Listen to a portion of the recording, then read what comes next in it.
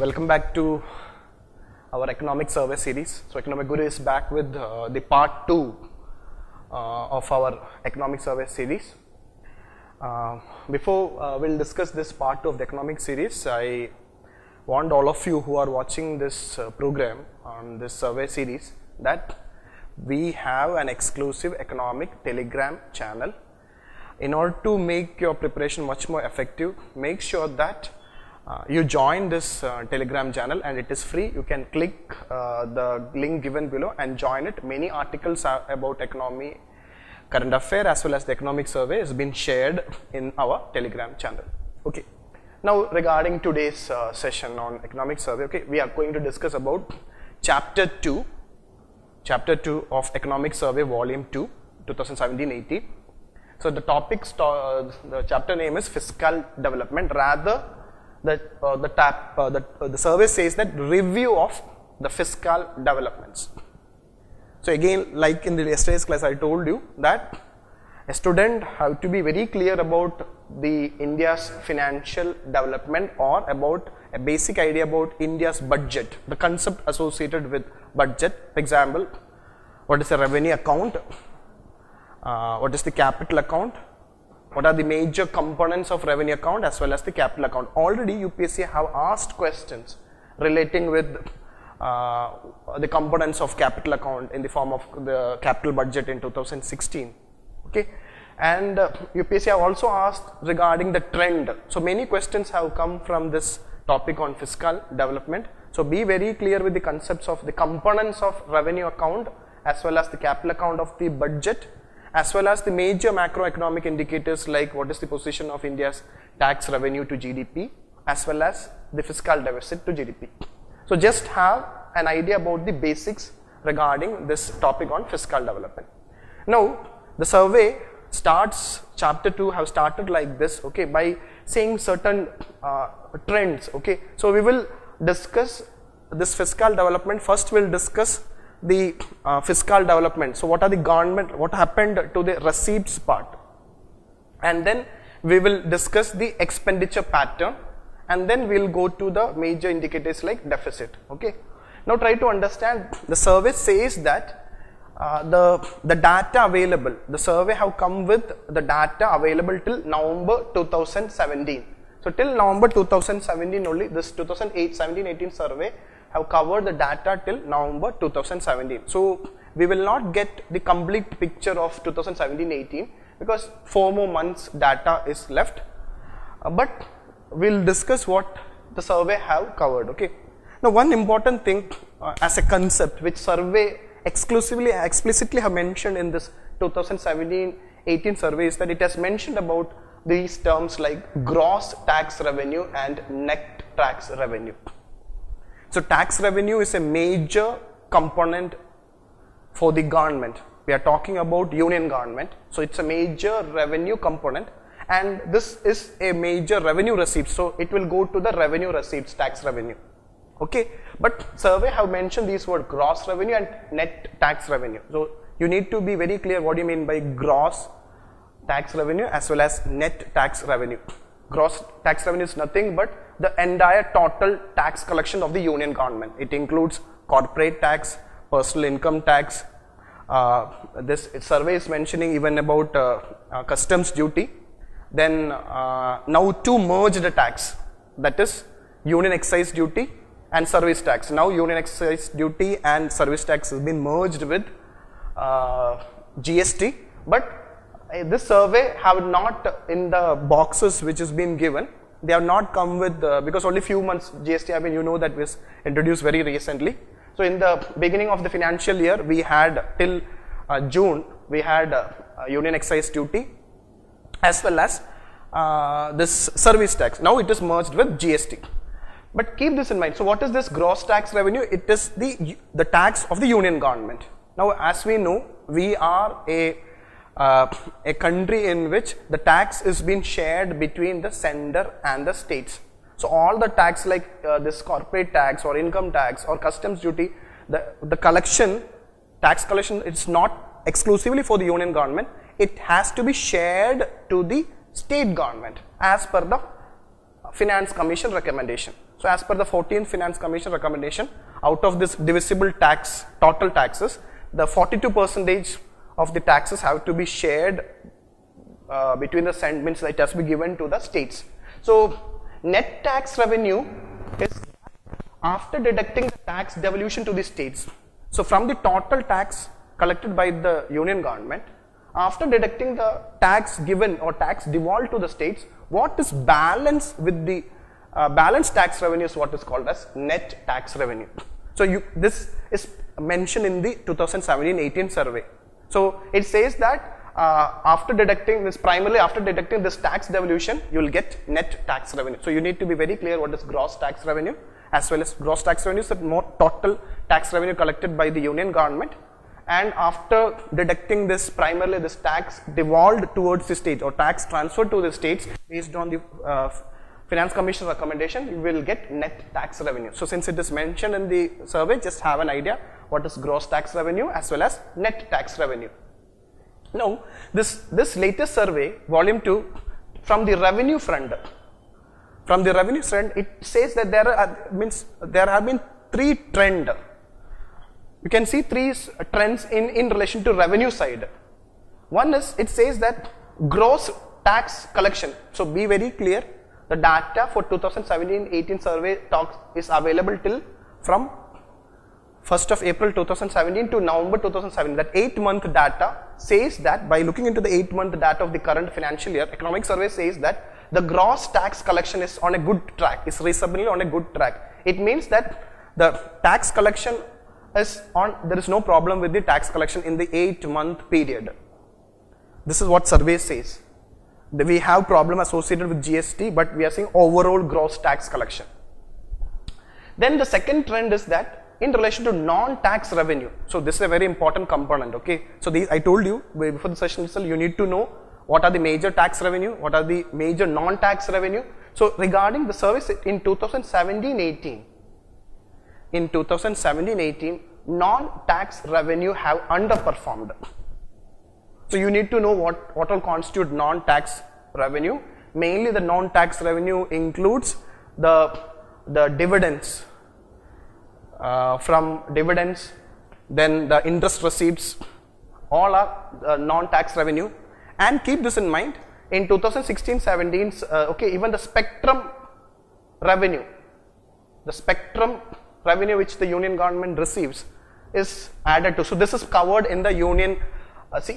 Regarding the spectrum revenue, it is mentioned in this economic survey 2016, the previous economic survey. Okay. Now this survey, be very clear, along with this 2017-18 volume 2 survey for your prelims, keep this in mind. The volume 2 of economic survey 2016-17, which was published by the government in August 2017, just be very clear, 6 months back, only the volume 2 of 2016-17 was released by the government. So for a civil service aspirant, both the economic survey volume 2, that is 2016-17 as well as 17-18 is very important. So this 2016-17 volume 2, in that survey have mentioned that the spectrum revenue is under the non-tax revenue component. But what I am saying to say is that since UPSC can ask question like this, which of the following comes under the non-tax revenue? So if the spectrum revenue is there, that you keep in mind, it comes under the non-tax revenue. The other things you know, interest receipts, this as well as the dividend and profit from the central public sector undertaking goes to the non-tax revenue. So in the first 8 months, as per the 2017-18 economic survey, the non-tax revenue have been underperformed. This is what economic survey is mentioning. So keep that in point. Third trend regarding the revenue as per the survey is that the non-debt capital receipts. So non-debt capital receipts includes mainly the disinvestment proceeds. So in the non-debt capital that is doing well, mainly the disinvestment proceed. Disinvestment means the receipts the union government collects after selling the shares of public sector undertaking. So disinvestment is this year very important, okay. So from the three trend, I am repeating, the gross tax collection is doing reasonably well.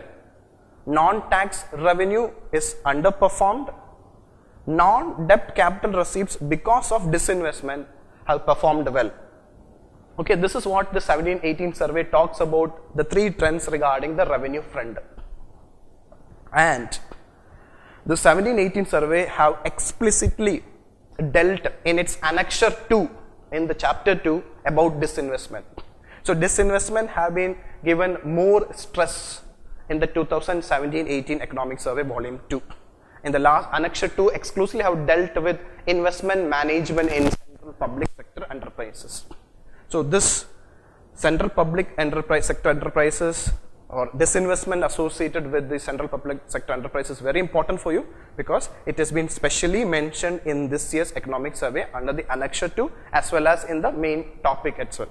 So why disinvestment is very important in this financial year is that, first of all, in the 2017-18 budget, okay, under the finance minister have set a very high target, that is 72,500 crore was the target under the disinvestment.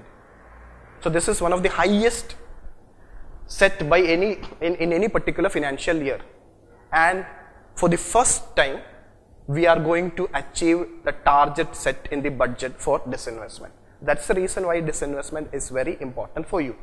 And in the budget, the economic survey says that how this 72,500 crore will be raised by the government by using three ways. One is through minority stake sale. Minority stake sale means the central, small sale, or small means they will not go for bulk share, maybe 5% or 10% like that. So through minority stake sale from the central public sector enterprises, 46,500 crore will be raised. Then from strategic disinvestment, this term is very important, okay. So one is through minority stake sale, where small stakes of shares will be sold by central public sector enterprises. Strategic disinvestment means the government will sell that more than 51% of its share to a private sector, thereby government will keep away from the management of that public sector enterprise. So it is like a straightaway privatization. So through strategic disinvestment, government have set a target, and as well as for the first time, the government insurance companies will be listed in our stock exchange, and the government intended to raise 11,000 crore from insurance companies. So this is for the first time government insurance company, mainly this general insurance company as well as New Indian Assurance Company will be listed. So this was the plan under the 2017-18, and these two insurance companies, the government target was 11,000 crore, but we have achieved more than the expectation. 17,350 crore were achieved by selling under these two IPOs of General Insurance Corporation and New India Assurance Company Corporation.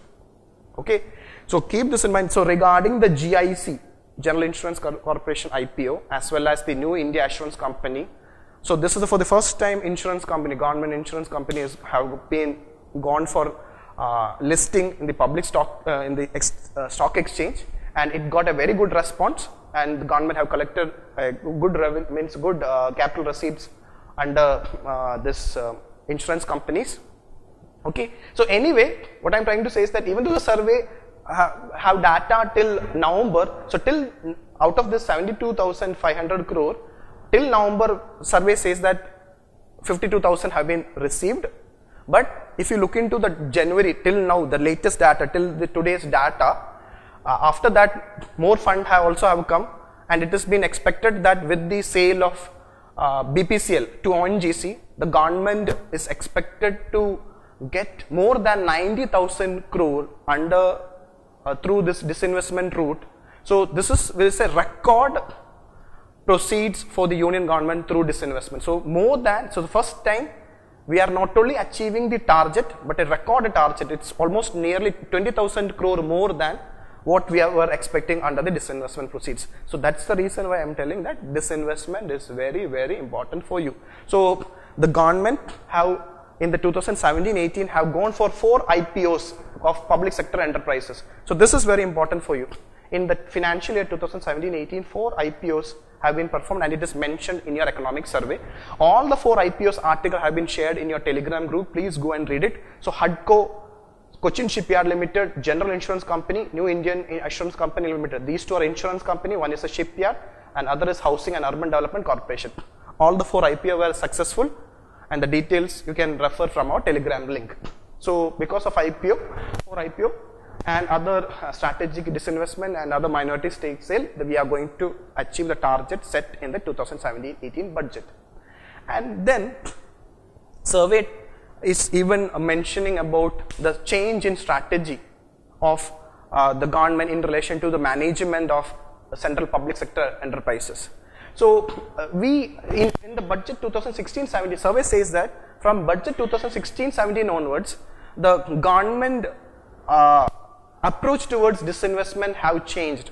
Initially, the basic aim was disinvestment based approach, means just to sell the sales stake of a public sector. From disinvestment based approach, now the government is more focused on investment, rather how to get maximum output or maximum efficiency from this disinvestment. So it is basically on efficient utilization or optimum utilization of the government resources, and to go for expansion also. So from a disinvestment based approach, rather the disinvestment policy of the government have shifted towards investment based approach from budget 2016-17 onwards. So we have migrated from disinvestment based approach to investment based approach from the budget 2016 onwards. So this is explicitly mentioned in your economic survey. The basic aim is to bring efficient management of the CPSE's investment, which the government have raised. Okay, as part of this shift towards investment based approach, we have changed the Department of Disinvestment. We have changed the name of Department of Disinvestment to Department as DIPAM. DIPAM means Department of Investment and Public Asset Management. So from April 2016 onwards, Department of Disinvestment is called as Department of Investment and Public Asset Management. So this is also mentioned in your economic survey. I told you DIPAM as a department is very important for you. UPSC will ask question like this, okay, Department of Investment and Public Asset Management comes under which ministry? Okay, so UPSC have that pattern of questions. So when the India yearbook comes, see the important ministries and departments. So UPSC have a pattern of how to ask. So see which all departments come under finance ministry, like that.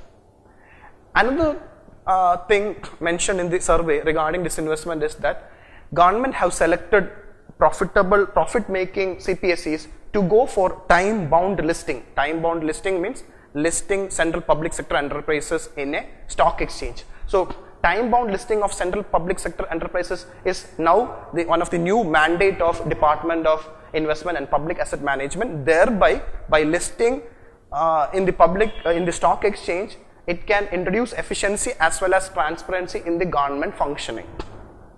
Okay, and then regarding this 4 IPOs performed in 2017-18 is very important for you. It's mentioned in the survey. Plus, you read our Telegram channel where I have shared the articles regarding these IPOs for these government sector enterprises. And again, the survey have highlighted the importance of strategic disinvestment. Already I have discussed. Okay, the government warned to shift especially from loss-making public sector enterprises as well as non-strategic businesses. Government want to exit from non-strategic businesses. Thereby, it want to sell this non-strategic business to a private sector through strategic disinvestment. That is, by selling more than 51% of the share to a private investor or a private company. Thereby, the management will change. It will be run by a professionally managed private body or a private organization. So strategic disinvestment is a policy being followed. Again, regarding the strategic, which public sector enterprises has to go for strategic disinvestment, it will be the responsibility of DIPAM. And finally, the economic survey talks about a new approach especially from January 2017 onwards. Government have raised fund using this exchange traded fund. Okay, I told you exchange traded fund It's a very important concept for your coming prelims. They may ask you what is an exchange traded fund. Okay, so now the government using this mechanism, index based exchange traded fund, government is now raising fund under the disinvestment. The latest being in November 2017. So Bharat 22 is mentioned in your economic survey. So Bharat 22 is the new index based exchange traded fund of the government of India, where 22 companies, including both public sector companies as well as shares of private sector companies owned by the government of India under SUTI, Specific Undertaking of Unit Trust of India, were sold, and it was a success. So Bharat 22 index exchange traded fund was a success in November 2017. So UPSC can ask question like this: what is Bharat 22? It's a new exchange traded fund issued by the government. Okay, or they can ask which all companies are there under Bharat 22. Now regarding Bharat 22 also, which is a very important current affair, is been shared in your in our Telegram channel. Okay, for all the concepts and as well as the current affair, we are dealing in our Economic Guru special course Speed Economy. So those who are interested, they can join in our Speed Economic, where we will be covering all these things. Now, so index based exchange traded fund, the concept of exchange traded fund is very important for your coming prelims, as well as Bharat 22, which is an exchange traded fund through which the government have raised fund, where 22 companies is involved. Okay, so details is been given in your Telegram channel. So this is regarding the disinvestment, which the survey have highly focused, 2017-18 survey have given high importance. Then from in the expenditure side, in the 8-month expenditure side, survey says that, okay, there was this 2017-18 financial year was a major reform have happened in 2017-18 budget, where the 1 month, the budget cycle have been advanced 1 month before. So the advantage of advancing 1 month before this budget is that all the department and ministry will get sufficient time to utilize the money allocated to them. So this says that since this budget was advanced 1 month, from the expenditure side, in the first 8 months, the data is available till November 2017. In the 8 months data says that, okay, the expenditure utilization is higher compared to the previous year. So one of the reason why 2017-18 8-month expenditure is higher than the previous year is that because budget was advanced 1 month ahead, and the ministries and department got sufficient time to utilize the fund being allotted to them in a better manner. And survey have talked about the revenue expenditure part. Okay, so when we talk about the expenditure, we have revenue expenditure and capital expenditure. Again in 2017-18 onwards, we don't have plan expenditure and non-plan expenditure classification. So since we have abolished this 12th 5-year plan with the financial year 2016-17, this 2017-18 is another major reform happened in 2017-18 reform is that we now classify the expenditure is classified now only into revenue expenditure and capital expenditure. So from the examination point of view, UPSC can ask question which of the following are the major components under the revenue expenditure, or they can ask which of the following comes under capital expenditure. So survey have highlighted 4 revenue expenditure component. That is, the major revenue expenditure is interest payment, then subsidies. So subsidies, the major subsidies includes food subsidies, petroleum subsidies and fertilizer subsidies. So it is mentioned in the economic survey. And then the salaries and pensions. So salaries and pension have been in the 16-17 period was high mainly because of the recommendation of the 7th pay commission. So keep this in mind, interest payment, subsidies, salaries and pensions come under revenue expenditure. And there have been high expenditure in the first 8 months of 2017-18 financial year as per the economic survey. Another thing the survey shows is regarding a concept called this non-debt receipts. Okay, so be very clear which all receipts comes under non-debt, which is not a debt receipt. So the debt receipt are primarily the borrowing. So non-debt receipts, the advantage of non-debt receipt is that it does not create any burden and it is not a borrowing. So just be clear what all constitute the non-debt receipts. One is net tax revenue. So I already told you the concept. Net tax revenue is gross tax revenue minus the tax devolved to the state. So net tax revenue is a non-debt receipts. Non-tax revenue, which includes the interest receipts of the union government, dividends and profits, as well as if this these are the two main, but in 2016-17 spectrum was also there under non-tax revenue. And third is non-debt capital receipts. The major non-debt capital receipts is disinvestment proceeds. So be very clear. So if you include the other receipt, which is debt capital receipts, is nothing but the new borrowings. We call it by another name, what is called as fiscal deficit. So we have discussed that in the concept. Now, so these are the main thing. Survey 2017-18 volume 2 of economic survey have discussed. While the economics, in the first page of 2017-18 economic survey have said that we have mentioned about the 2016-17 survey. It says that since we have discussed all the major fiscal developments in the 2016-17 survey, we are only just reviewing it. So what it is saying that is that a student have to read not only the 2017-18 survey, you have to read 2016-17 survey, volume 2 survey, which was released in August 2017. I am telling it. So we will be covering it as part of our speed economic course. So that's a very important, where that survey have even covered GST and other component also in detail. Many of the articles from the 16-17 survey have been shared in your Telegram group, so that you'll be benefiting from it. So in order to understand the present situation, the financial position of the 2016-17 financial year, I'm just from your examination point of view, I have taken few points from the 2016-17 survey, volume 2 survey. So this figure have been taken from this volume 2 of 2016-17, because in the volume 2 of 17-18 only few things have been covered, because only 8 months data is available. In this survey 16-17 full data is available, so that you will have an idea about what is the present revenue expenditure, what is the present capital expenditure, what is the present fiscal deficit, revenue deficit, so that tomorrow when the government announce the budget, you can make a comparison between the data and the 17-18 data, as well as the actuals of 17-18 data, as well as the 18-19 budget estimate.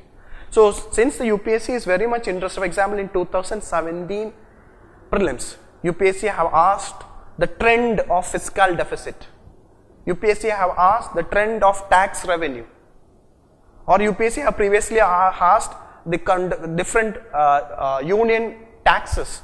So this year also you can expect similar type of either the components of revenue expenditure, capital expenditure, or revenue receipts, capital receipts, or you can expect the trend of fiscal deficit, revenue deficit.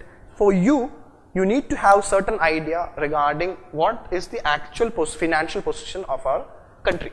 So when you take the union government, just for your understanding, have an idea that the total expenditure for 2016-17, this is provisional actual, so it means that it is the data is almost provisional now, so it is near to this 16-17 data says that the total expenditure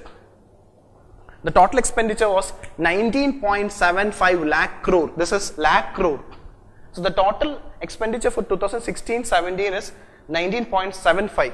So the most important thing what you need to notice down is that out of the total expenditure, almost the big proportion, 16.85 lakh crore is spent on revenue expenditure, which will not, we already discussed that revenue expenditure is not a good expenditure, it will not create any assets, it just only meet day-to-day expenditure. The capital expenditure part is very less.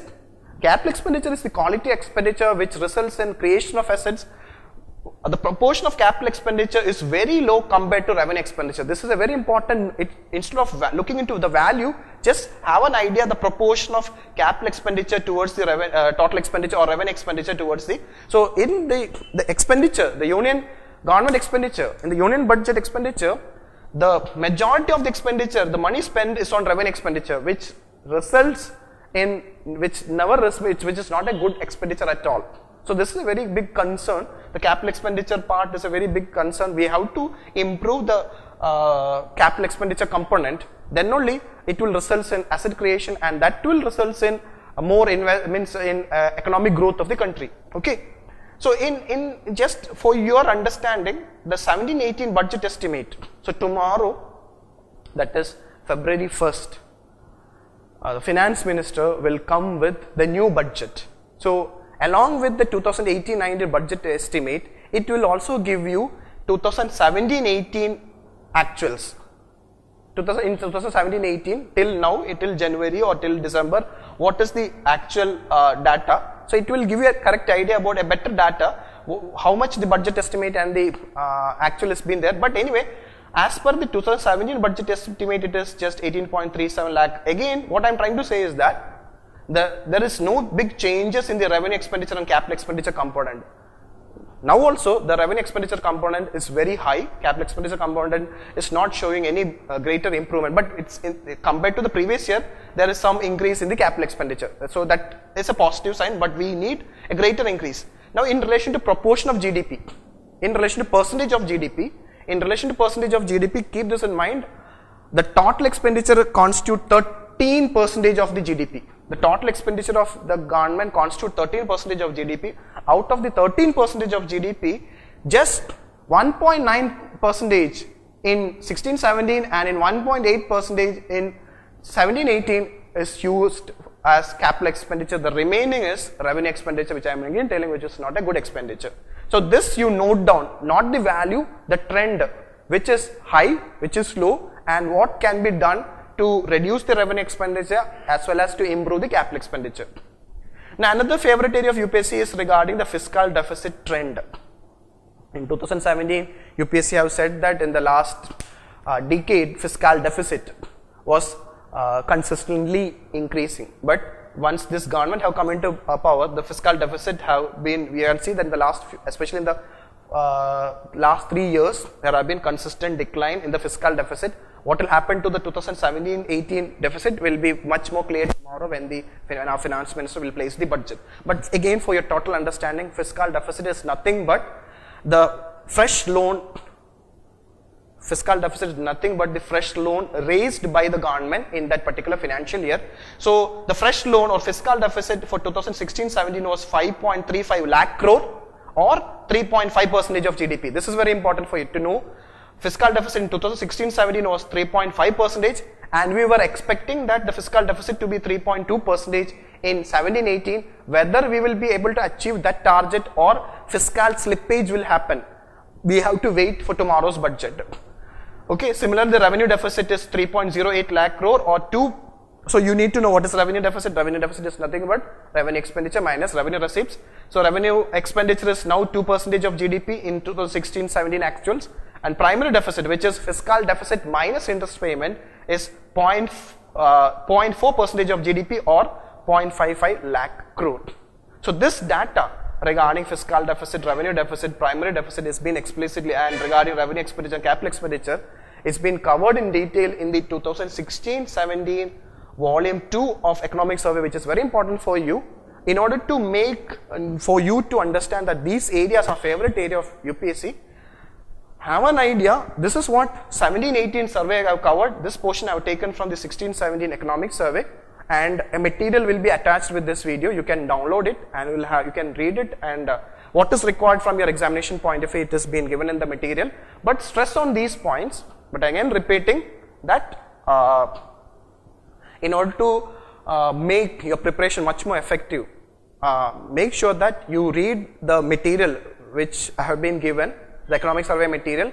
Read the Telegram articles. Telegram is free for you. You can just click the link given below and join the Telegram group. We are sharing many articles, and the rest of the economic survey series, which is free, you can join it in our e-learning platform. You can register for the remaining economic survey series by clicking the registration which has been given below, and we may come with tomorrow with the budget 2018-19.